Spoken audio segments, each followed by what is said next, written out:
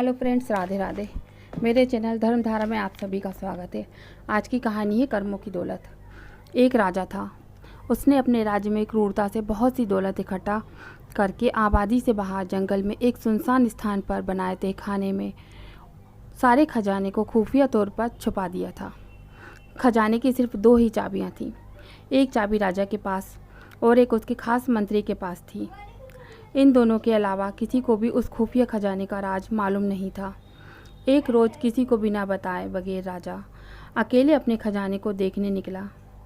तहखाने का दरवाज़ा खोल अंदर दाखिल होकर अपने खजाने को देख देख कर खुश हो रहा था और खजाने की चमक में सुकून पा रहा था।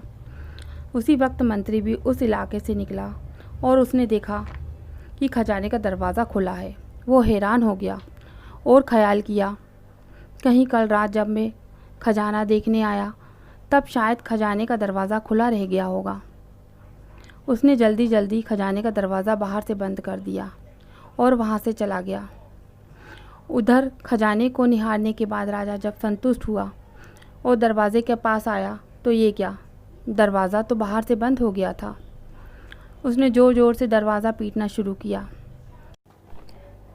पर अफसोस कोई ना आया। वो थक हार कर खजाने को देखता रहा।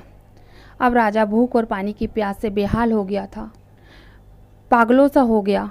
वो रेंगता रेंगता हीरे के संदूक के पास आया और बोला, ए दुनिया के नायाब हीरे, मुझे एक गिलास पानी दे दो।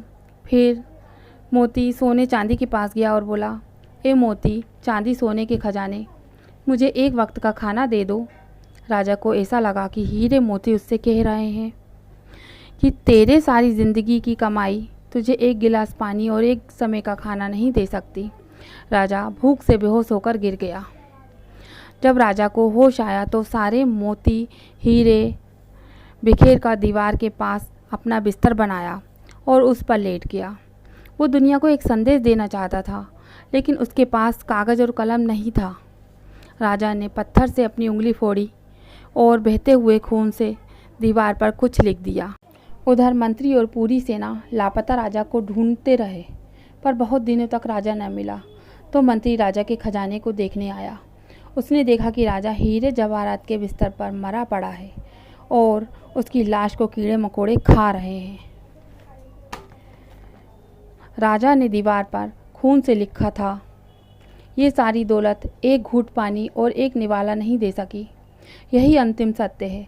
अंतिम समय आपके साथ आपके कर्मों की दौलत जाएगी।